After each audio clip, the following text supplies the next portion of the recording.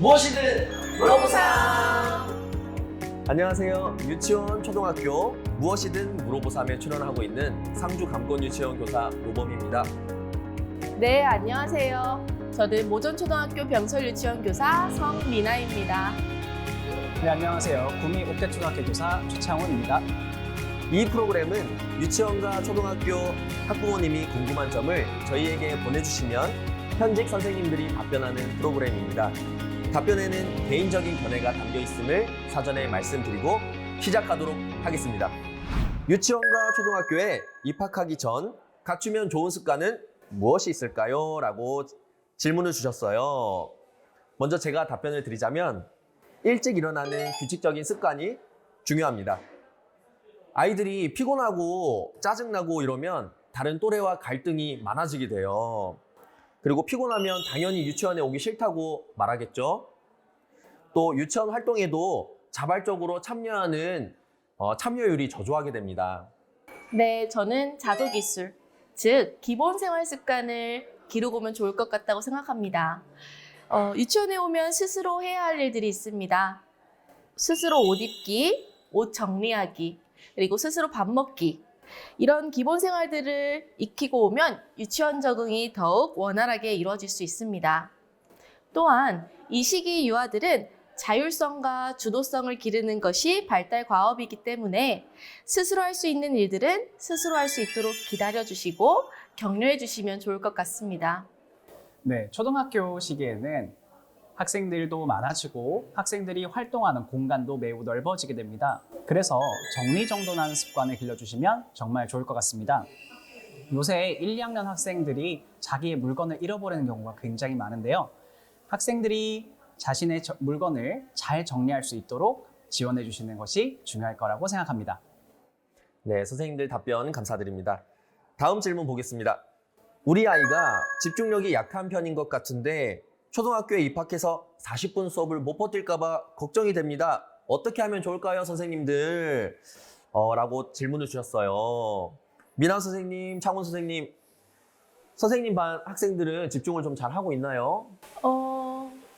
각각 다르긴 하지만 아무래도 이야기 나누기와 같은 그런 대집단 활동에서는 엉덩이가 조금 들썩거리긴 합니다.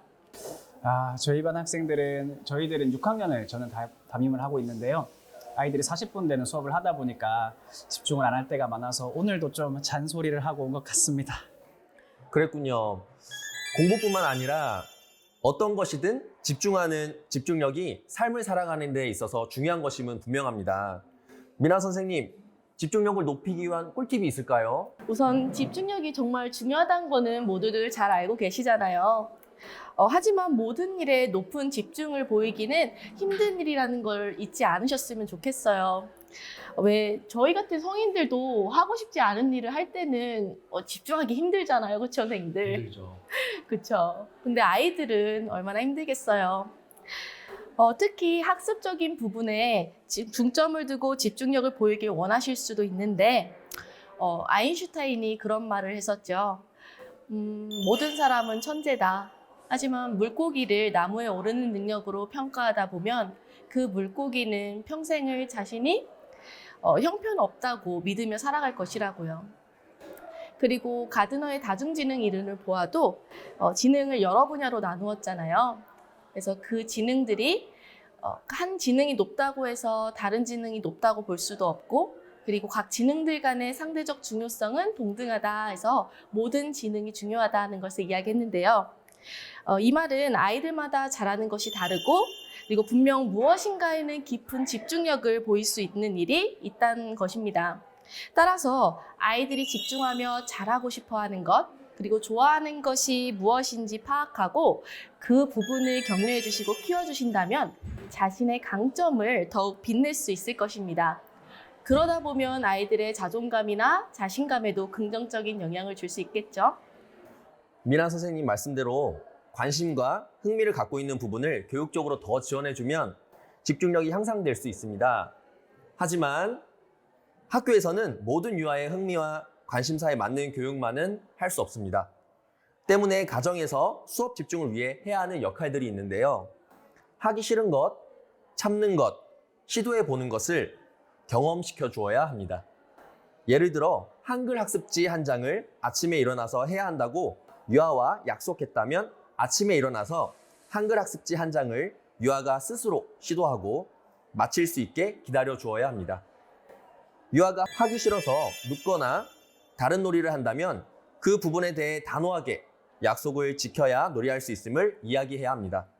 즉, 유아와 어떤 약속을 하고 유아가 해야 하는 역할이 있다면 그 부분에서 반드시 책임과 결과를 마주하게 해야 한다는 것입니다. 이런 경험이 일관되게 쌓인다면 흥미와 관심이 없는 분야에 대해서도 집중할 수 있는 힘이 생긴답니다. 네, 두 선생님들께서 너무 좋은 답변 해주셨는데요. 저는 학부모님들이 40분이라는 이 시간에 너무 집착하지 않으셨으면 좋겠습니다. 초등학교 1학년부터 6학년 아이들이 자라나갈수록 자연스럽게 학생들은 수업에 집중을 하게 되어 있습니다. 그렇지만 조금 더 학생들이 수업에 집중하고 조금 더 공부를 열심히 하는 학생으로 키우고 싶으시다면 학생에게 꼬마 전문가가 되볼 것을 권하는 건 어떨까요? 음악을 좋아하는 학생이라면 음악교과나 음악교과에 관한 활동을 했을 때 조금 더 칭찬해 주시고, 수학을 좋아하는 아이라면 수학 관련된 활동 혹은 대회에 나갔다면 조금 더 칭찬해 주시고 그와 관련된 활동들을 찾아보는 것이 어떨까? 그렇다면 학생들이 더욱더 집중할 수 있지 않을까 생각됩니다. 네, 선생님들의 답변 감사드립니다. 다음 질문 넘어가겠습니다. 선생님, 집 근처 유치원에는 만 3세에서 5세 유아들이 한 반에서 함께 생활한다고 해요. 우리 아이는 만 3세인데 이곳에 보내면 형님들 사이에서 제대로 놀이는 할 수 있을지 걱정되기도 하네요. 여기에 보내도 괜찮을까요? 라고 질문을 주셨어요. 미나 선생님, 답변 부탁드려도 괜찮을까요? 네, 선생님. 어머님, 아버님 충분히 걱정되실 수 있을 것입니다. 단위연령 교실에서는 또래들과 함께 생활하며 발달 수준이 비슷한 유아들끼리 상호작용하며 성장해 갑니다. 그래서 또래 관계가 자칫 서로 비교될 수 있다는 점이 있지만 호남 연령에서는 발달의 폭이 크기 때문에 아이들이 수용될 수 있는 경우가 많습니다. 예를 들어 발달이 좀 늦은 형님들도 동생들과 함께 놀이하면서 안정감을 얻을 수 있고, 그리고 발달이 조금 빠른 동생들도 형님들과 함께 놀이하며 놀이가 확장되고 행복감을 더 느낄 수 있다는 장점이 있습니다. 또한 형제관계가 적어지는 요즘 호남 연령에서 배울 수 있는 것이 또 많다고 보여집니다. 덧붙여 부모님께서 생각하시는 것보다 우리 아이들이 정말 유능합니다. 아이들은 성인보다 관계 형성에 있어서 더 유연해서 단 몇 시간 만에 친구가 되기도 하고 놀이를 할 때 자연스럽게 함께 연결됩니다. 다들 경험하셨죠? 그럼요. 그래서 걱정보다는 자녀를 믿어주시고 응원해 주시는 게 아이들의 더 빠른 적응에 도움이 될 수 있을 것입니다. 네, 답변 감사드립니다. 다음 질문. 우리 아이는 어린이집에 다니고 있는데 내년에 만 3세가 되어요. 원래 다니던 어린이집에 보내야 할지 유치원에 보내야 할지 고민이 됩니다. 어디에 보내는 것이 좋을까요? 라고 질문을 주셨어요. 마침 잘 됐네요. 제가 어린이집 교사로서 일을 한 적이 있었습니다. 지금은 유치원에서 일을 하고 있고요. 이 질문에 대한 답변은 제가 하도록 하겠습니다. 유아가 어린이집에서 잘 생활했고 어린이집 교사와 직원분들이 신뢰할 수 있는 분들이라면 그대로 어린이집에 보내는 것이 좋을 것 같아요. 여러 가지 다양한 외부적, 환경적 요소들로 인해 어린이집이든 유치원이든 좋은 곳이 있고 상대적으로 부족한 곳이 있습니다. 하지만 가장 중요한 것은 시설 환경보다 유아교육시설에서 유아를 존중하고 신뢰할 수 있는 교사와 직원분들이 있는 곳이 가장 좋은 유아교육시설이라고 할 수 있습니다. 때문에 좋은 교직원을 만났다면 큰 행운이라고 생각하시고 그대로 보내는 것이 유아를 위해 좋은 선택이 될 수 있습니다. 다음 질문으로 넘어가도록 하겠습니다. 유치원과 초등학교에서 친구와 싸우고 왔는데 어떻게 대처할까요? 라고 질문을 주셨어요. 유치원과 초등학교에서 친구 간의 갈등은 매우 자주 일어나는 일 중에 하나입니다. 어떻게 현명하게 대처할 수 있을지 우리 선생님들의 답변을 들어보도록 하겠습니다. 유치원에서 싸우고 오는 날에는 참 부모님들 마음이 힘드시죠. 저도 친구들끼리 싸웠다고 얘기를 들으면 이것을 어떻게 해줘야 되나 항상 고민하곤 합니다. 이럴 때 부모님이 집에서 대처할 수 있는 방안을 소개해 드리도록 하겠습니다. 첫 번째로 싸우고 온 학생의 마음을 들어줘야 됩니다. 학생이 어떤 이야기가 있었는지 듣고 마음을 읽어줍니다. 그리고 두 번째로 왜 싸우게 되었는지 상황을 잘 들어보아야 합니다. 그런 상황을 들어보고 학생이 친구의 잘못은 무엇이고 자신의 잘못은 무엇인지 스스로 그 상황을 설명할 수 있도록 해야 됩니다. 그리고 이 설명한 상황을 듣고 객관적으로 우리 아이에게 해줄 수 있는 조언을 해주셔야 합니다. 이 조언을 해주실 때 그냥 너 이렇게 잘못했으니까 이렇게 해 라는 말보다는 나 전달법을 사용하는 게 좋은데요. 나 전달법이란 너가 이런 잘못했으니까 다음부터는 꼭 이렇게 해 이런 단호한 말보다는 아빠는 철수가 이렇게 행동을 해서 조금 걱정이 됐어. 앞으로 철수가 친구를 배려하는 모습을 보인다면 아빠 기분이 더 좋을 것 같아 라는 나 전달법을 사용하면 학생의 마음도 쉽게 열릴 수 있고 또 아이에게 공감하는 자세를 가질 수 있을 거라 생각합니다. 이 부분을 두 선생님께서 직접 시연해 주셔도 좋을 것 같은데요. 어떠세요? 네, 좋습니다. 알겠습니다. 부모님의 적절한 조언을 예시로 저희가 재현을 해보도록 하겠습니다. 제가 아빠 역할이고 창훈 선생님이 아들 철수 역할을 해볼게요. 철수야, 기분이 왜 이렇게 안 좋아? 아빠 오늘 내가 블록을 높게 쌓았는데 그 블록이 무너졌어. 근데 그 옆에 민지가 블록에 부딪혔거든? 민지가 아프다고 나한테 귀에 크게 소리를 질러서 내가 머리를 때렸어. 그래서 너무 화가 나서 선생님한테 일렀더니 선생님이 그냥 손잡고 화해하라고 하고 사과했어. 근데 민지가 3번이나 때려서 난 기분이 나빠. 3번이나 맞았다고? 그래서 기분이 많이 안 좋았겠구나. 친구랑 싸워서 많이 속상했겠다. 그러면 철수야, 철수는 어떤 것을 잘못했고 민지는 어떤 것을 잘못한 것 같아? 내가 먼저 민지를 때린 건 내가 좀 잘못한 것 같아. 근데 민지는 나는 한 대 때렸는데 민지는 3번이나 때려가지고 민지가 더 나쁜 것 같아. 철수는 그렇게 생각했구나. 아빠 생각을 얘기해도 돼? 네. 블록을 높이 쌓았을 때 실수로 무너져서 민지가 부딪혔다고 했지? 그때 철수는 사과를 했니? 사과하지 않았다면 그건 잘못한 거야. 민지도 기분이 나쁘다고 해서 철수에게 소리 지른 것도 잘못된 행동이야. 철수도 민지가 소리 질러서 머리를 때렸다고 했지. 그것도 잘못이야. 그냥 잘못이 아니라 정말 큰 나쁜 잘못이야. 민지도 맞았다고 해서 철수를 3번이나 때렸다고 했지. 그것도 정말 큰 나쁜 잘못이야. 누구든지 같이 놀이하다 보면 서로 속상할 수도 있어. 하지만 속상하다고 해서 화가 난다고 해서 상대방에게 폭력을 하면 절대 안 돼. 서로 속상한 부분에 대해 상냥하게 이야기하고 화해하려고 노력해야 하는 거야. 폭력 쓴 부분에 대해서는 철수가 내일 먼저 민지에게 사과해야 해. 근데 나는 한 대 때리고 민지는 3대 때렸는데 내가 먼저 사과해야 돼? 아빠 생각에는 철수가 먼저 폭력을 사용한 것도 큰 잘못이기도 해. 아빠는 철수가 앞으로 다른 사람들과 속상한 일이 있을 때 먼저 사과하고 그 사람들이랑 즐겁게 잘 지내는 연습을 했으면 좋겠어. 먼저 사과하면 상대방도 철수를 먼저 사과할 줄 아는 멋진 사람으로 생각해서 앞으로도 철수랑 더 잘 지낼 것 같거든. 아빠는 철수가 그런 멋진 사람으로 자랐으면 좋겠어. 할 수 있지? 네, 아빠. 친구와 화해를 시도해보고 어려우면 선생님께 꼭 도움을 요청해야 한다. 네. 이런 식으로 보편적 가치에 대해서는 단호하고 객관적으로 알려주어야 하고 인생에서 필요한 삶의 지혜를 알려주는 것도 좋은 교육입니다. 네, 바람직한 아드님과 그리고 지혜로우신 아버님 시연 잘 보았습니다. 네, 여기서 한 가지만 덧붙이자면 또래 간 갈등은 아이들의 성장의 기회이기도 합니다. 그래서 친구들과 갈등을 겪고 해결하는 과정에서 아이들은 사회적 기술을 배우기도 합니다. 따라서 큰 문제가 아니라면 아이들이 스스로 갈등을 해결해 보도록 격려해 주시면 좋을 것 같습니다. 네, 답변 감사드립니다. 다음 질문. 우리 아이가 말을 너무 안 들어요. 교육적으로 효과적인 훈육 방법을 알려주시면 감사하겠습니다. 아이들이 말을 많이 안 들었나 보네요. 우선 효과적인 훈육 방법을 말씀드리기 전에 부모님이 지식적으로 알고 계셔야 할 부분이 있습니다. 유아들에게는 각자 다른 기질이 있는데요. 보편적으로 3가지 기질이 있어요. 순한 기질, 느린 기질, 까다로운 기질입니다. 대부분의 유아들은 순한 기질을 가지고 있고 부모님과 선생님의 말을 잘 듣는 기질입니다. 반면에 느린 기질과 까다로운 기질은 10명 중에 3명 정도가 이 기질을 가지고 있고요.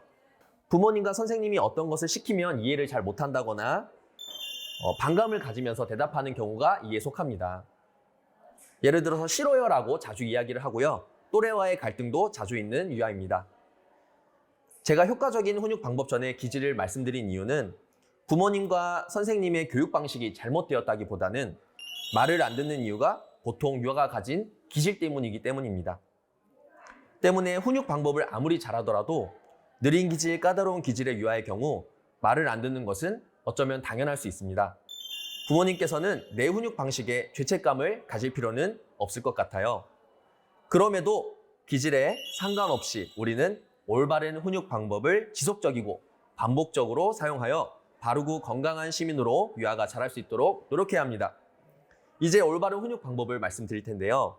첫 번째, 일관되고 단호하게 보편적 가치를 지키도록 반복적으로 이야기해야 합니다. 두 번째, 어떤 행동을 제지하거나 훈육할 때 논리적인 근거를 이야기해 주어야 합니다. 세 번째, 어떤 문제의 행동으로 인해 자신에게 어떤 불이익이 있는지 직접 책임지는 경험을 마주하도록 해야 합니다. 훈육을 하기 전에 육아의 최종 목표는 자녀의 건강한 독립이라는 것을 기억하는 것이 중요합니다. 그리고 내 아이를 내 소유로 생각하기보다는 개인적인 존재로 존중하며 이야기하시는 것이 좋아요. 그리고 나도 아이의 말을 들을 준비가 되었나 스스로를 점검해 보시고 부모님께서 준비가 되셨다면 아까 창훈 선생님께서 말씀해 주신 것처럼 나 메시지를 사용하는 것이 좋을 것 같습니다. 그래서 아이의 행동을 비난하거나 평가하지 않고 부모가 자신의 생각과 감정을 있는 그대로 솔직하게 표현하는 방법으로 아이들이 좌절감을 느끼지 않고 부모가 자신의 행동에 책임을 지는 법을 배울 수 있도록 합니다. 훈육을 할 때 감정이 섞이게 되면 서로가 너무 힘들어지거든요. 그래서 예를 들면 이 3가지만 기억하시면 되는데요. 수아가 밥을 먹지 않고 장난치고 있으면 이런 아이의 행동, 엄마가 회사에 지각할 수 있어서 이런 행동의 결과죠. 엄마 마음이 조급해지고 힘들어, 엄마의 느낌이죠. 이렇게 행동, 느낌, 결과 순서는 바뀌어도 괜찮습니다. 이 3가지를 기억하셔서 이야기하시면 아이들이 더욱 편안하게 이야기를 잘 들어줄 수 있을 것 같습니다. 그리고 훈육이 꼭 필요한 부분이 있는데요. 우리는 아이가 이 세상을 잘 살아갈 수 있는 개인으로 성장하도록 도와야 할 의무가 있습니다. 사회 속에서 내가 피해받으면 안 되지만 그만큼 나도 다른 사람들에게 피해를 주어서도 안 됩니다. 그래서 친구를 때리거나 회방을 놓는 등 절대 해서는 안 되는 행동을 했을 때는 안 된다는 것을 반드시 가르치셔야 합니다. 이것을 가르치기 위해서는 부모님의 단호함이 필요합니다. 여기서 엄격함과 단호함은 조금 다릅니다. 아이를 존중하되 안 되는 행동에 대해서는 단호하고 일관적인 모습으로 가르치시는 것이 필요합니다. 네, 두 선생님들께서 좋은 효과적인 훈육 방법들을 말씀해 주셨었는데요. 선생님도 또 많은 학부모님들께서도 효과적인 훈육 방법은 무엇일지 막 책도 읽고 인터넷도 찾아보시곤 합니다. 저는 이러한 효과적인 훈육 방법을 찾는 것도 중요하지만 학생, 아이를 위한 긍정적인 훈육은 무엇인지 생각해 보실 시간을 갖는 것도 중요하다고 생각합니다. 때로는 학생에게 바른 정답지, 바른 길, 이거 하나를 제시하기보다는 학생의 마음에 공감하고 학생과 내가 소통할 수 있는 이런 방법을 마련하는 것이 더욱더 중요합니다. 학생들은 자신의 고민도 많고 또 누군가를 믿고 의지할 대상도 필요하답니다. 그렇기 때문에 부모님께서 학생을 위한 긍정적인 훈육법을 찾으신다면 학생과 부모님이 더욱더 좋은 관계가 될 수 있지 않을까 생각합니다. 네, 답변 감사드립니다. 다음 질문. 우리 아이가 책을 많이 읽었으면 좋겠는데 책을 많이 안 보네요. 책에 읽는 습관을 들이기 위한 방법이 있을까요? 라고 질문을 주셨어요. 독서 굉장히 중요하죠. 선생님들 올해 책을 얼마나 읽으셨나요? 저는 한 달에 한 권이 목표였는데 꾸역꾸역 읽고 있는 것 같습니다.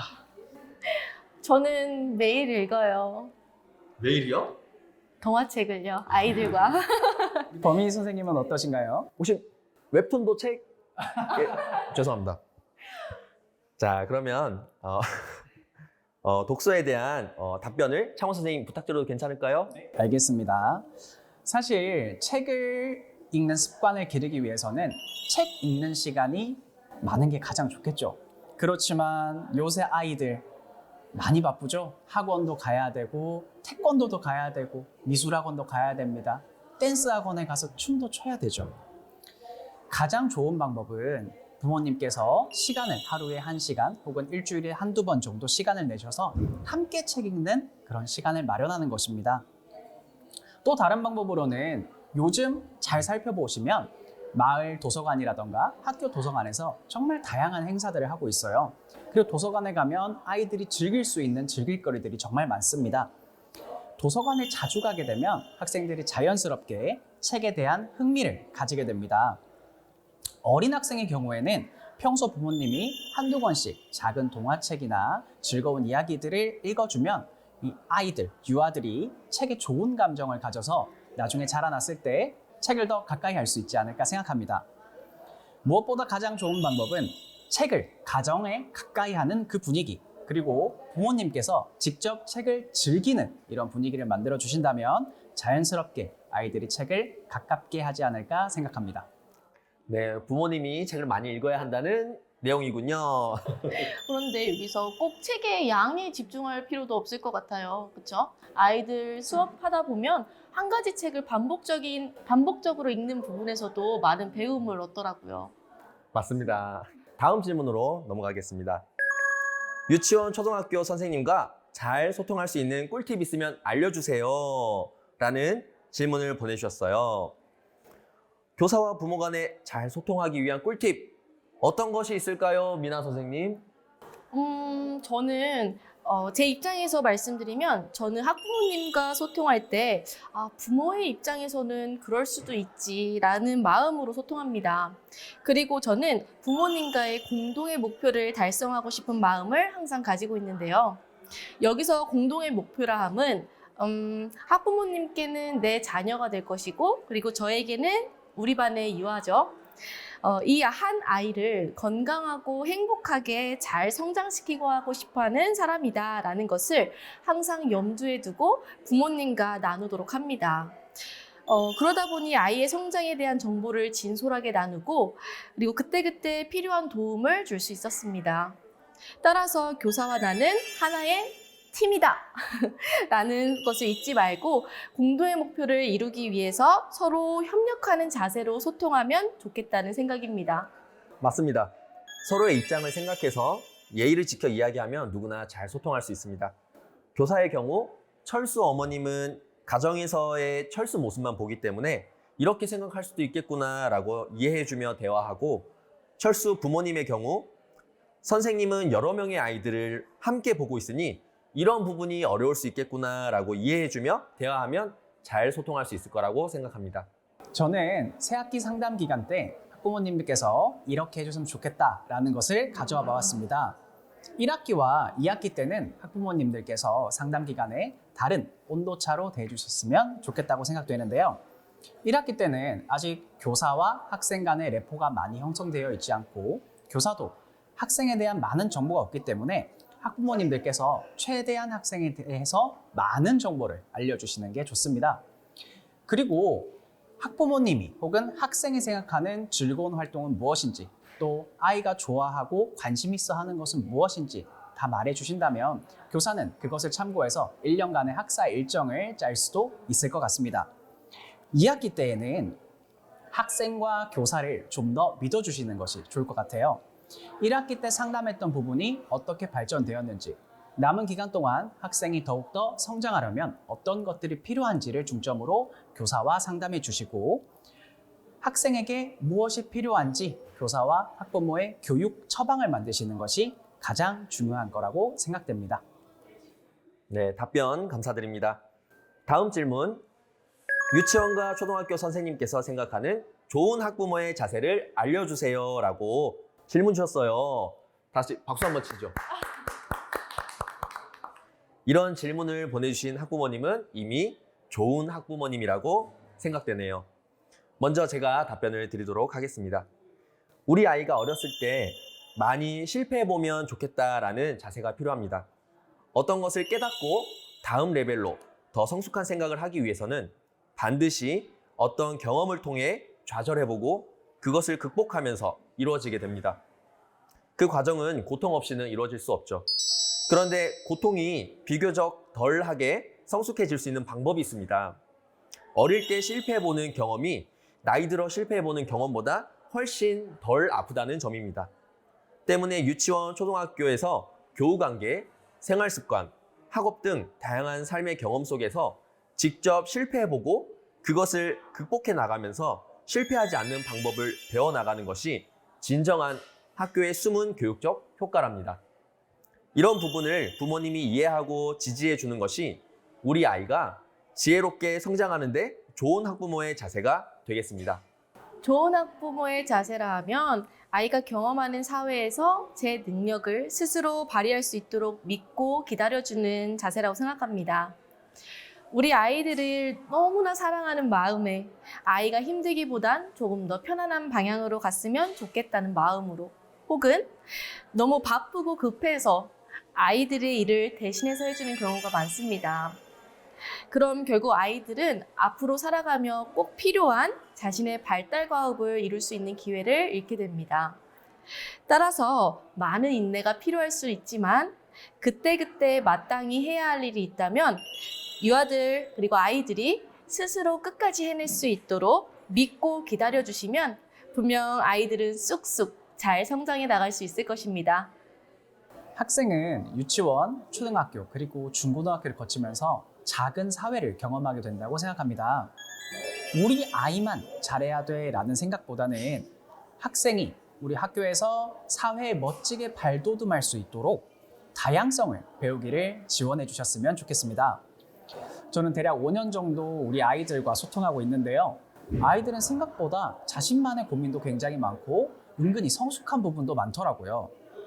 이러한 부분을 해결해 주려고 하고 뭔가 방향을 꼭 잡아주기보다는 학생을 믿어주고 긍정적인 방향을 제시해 줄 수 있는 교사와 학부모가 있었으면 참 좋겠다, 이런 생각이 들었습니다.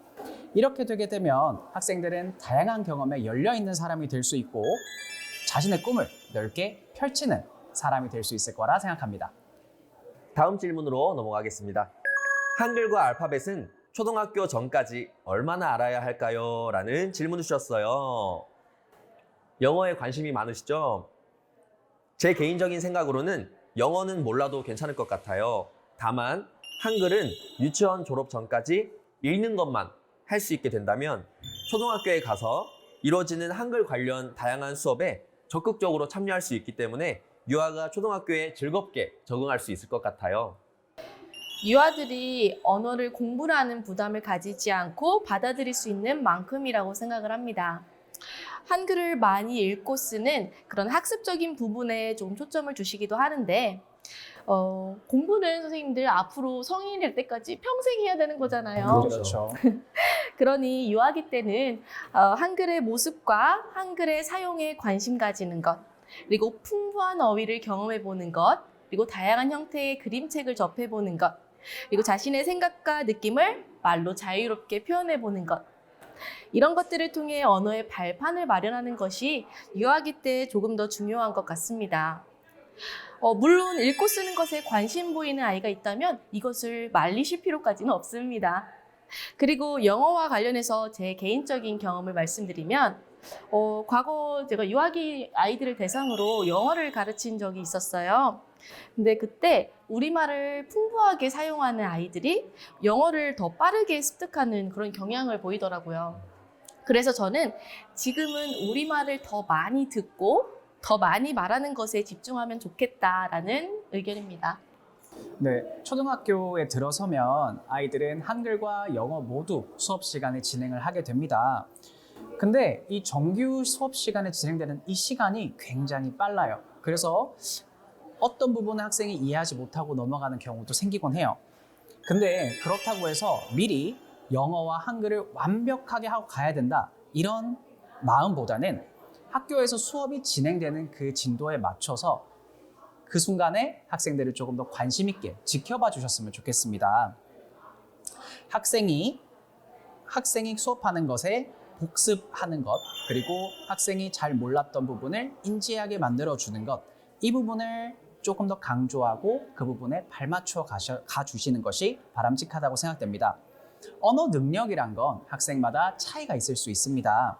그렇기 때문에 우리 학생에게 가장 맞는 교육 방법을 적용해 주시고, 항상 완벽해야 한다는 걱정보다는 우리 학생이 자연스럽게 교육 과정 속에서 맞춰 나간다라고 생각해 주시면 좋겠습니다. 네, 답변 감사드립니다. 다음 질문으로 넘어가겠습니다. 유치원에서 영어 수업을 특성화 활동으로 한다고 해요. 영어 수업을 유아기 때 받는 것의 장단점은 무엇이 있을까요? 라는 질문을 주셨어요. 저도 유아기 외국어 교육의 특징을 알고 싶어서 공부한 적이 있었는데요. 다수의 언어학자들 주장에 따르면 유아기 때 모국어와 다른 외국어를 함께 배우게 될 경우 의사소통과 심도 있게 생각하는 능력의 발달이 정체될 수 있다고 합니다. 이러한 근거들로 인해 현재 유치원의 공식 교육 과정에는 영어 교육은 포함하고 있지 않습니다. 대신 초등학교 3학년 때 영어 수업을 하는 것으로 알고 있어요. 언어학자들의 주장에 의하면 초등학교 3학년 때 외국어를 배우는 것이 늦지 않고 충분히 효과적으로 배울 수 있는 가장 합리적인 시기라고 합니다. 해외 거주나 언어 영재, 그리고 이중 언어를 사용하는 가정이 아닌 이상 사실 기대했던 만큼 인풋 대비 아웃풋이 나오기는 조금 힘든 것 같아요. 그래도 유아기에 받는 영어 수업의 장점을 말씀드리면 영어를 노래나 게임 등 즐거운 놀이 방식으로 이루어지기 때문에 시험이나 평가를 위한 공부가 아닌 언어 그 자체로 받아들일 수 있다는 장점은 있을 것 같습니다. 네, 답변 감사드립니다. 다음 질문, 아이 용돈은 언제부터 얼마나 주는 게 좋을까요? 라고 질문해 주셨어요. 초등학교 1학년 또는 2학년 때부터 일주일에 5,000원씩 주는 것이 좋을 것 같다고 생각합니다. 유치원 때는 사실 돈에 아이들이 크게 관심이 없어요. 대신 유치원에서 시장놀이나 아나바다 프리마켓 등의 경제놀이를 하게 될 경우 돈을 어디에 사용할지 계획하고 필요한 것을 구입하고 더 사고 싶은 것이 있더라도 참고 절제하는 것을 경험해 보도록 해주면 바른 경제 습관에 긍정적인 영향을 줄 수 있습니다. 네, 다음 질문으로 넘어가도록 하겠습니다. 견학 갈 때 준비물과 꿀팁을 알려주세요. 네, 제가 말씀드리겠습니다. 네, 견학 관련 가정통신문을 꼼꼼하게 읽어주시고 필요한 준비물만 정확하게 준비해 주시면 됩니다. 혹시나 우리 아이가 걱정되어서 여러 가지를 더 준비해 주시는 경우도 있는데 그럴 경우 분실의 우려나 그것에 집중하며 안전사고의 우려도 있습니다. 따라서 유치원에서 유아들에게 필요한 것은 안내장에 모두 안내하고 있으니 더 추가하지도 더 빼지도 않으시고 그냥 있는 그대로 보내주시면 좋을 것 같습니다. 그리고 소품 꿀팁으로 도시락을 싸가는 상황이라면 주스 같은 거 있잖아요. 네, 그런 건 뚜껑을 따서 안에 마개를 떼고 그리고 뚜껑을 꼭 닫아서 보내주시면 좋을 것 같고, 그리고 간식 같은 경우는 봉지나 상자째 보내주시기보다는 같은 뚜껑이 있는 통에 잘 담아서 보내주시면 더 좋을 것 같아요. 그런 시간이 절약되면 교사들이 안전과 같은 다른 부분에 더 신경을 쓸 수 있기 때문에 도움이 많이 됩니다. 네, 답변 감사드립니다.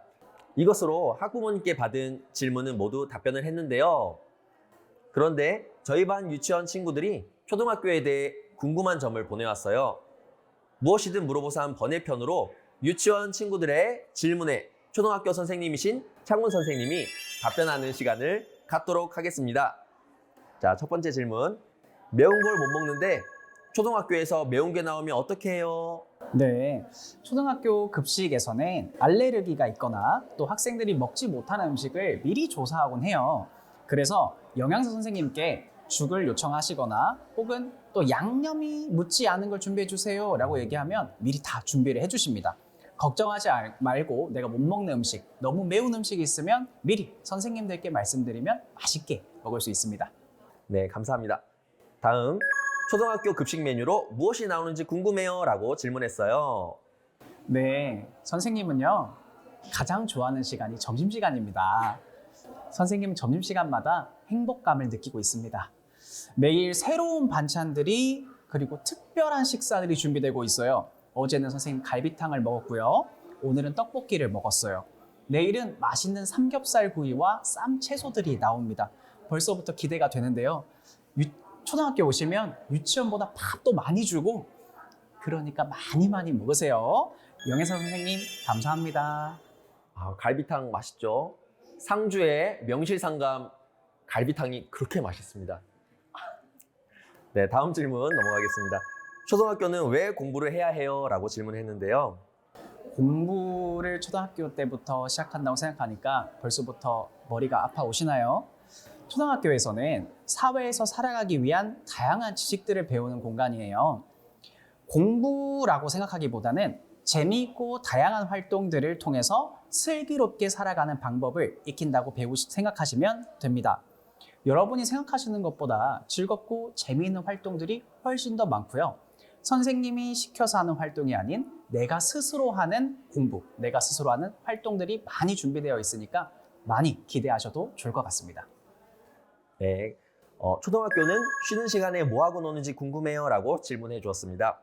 네, 초등학교 쉬는 시간에는요, 친구들끼리 팀을 나누어서 보드게임을 하기도 하고요. 밖에 나가서 술래잡기나 축구를 하기도 해요. 또 도서관에 가서 내가 좋아하는 책을 빌리기도 하고 어린이회를 조직해서 캠페인 활동도 하고 우리 같은 학생들에게 간식도 나누어 주는 등 다양한 활동을 하게 됩니다. 유치원보다는 학생들 스스로가 주체가 되어서 자신들의 끼를 펼치는 활동이 정말 많답니다. 네, 답변 감사드립니다. 우리 유치원 친구들 좋은 답변이 되었나요? 경상북도 교육 학부모님 누구나 궁금하신 것이 더 있으면 아래 댓글에 달아주시면 추후 시즌2로 찾아뵙겠습니다. 무엇이든 물어보상! 시청해주셔서 감사합니다.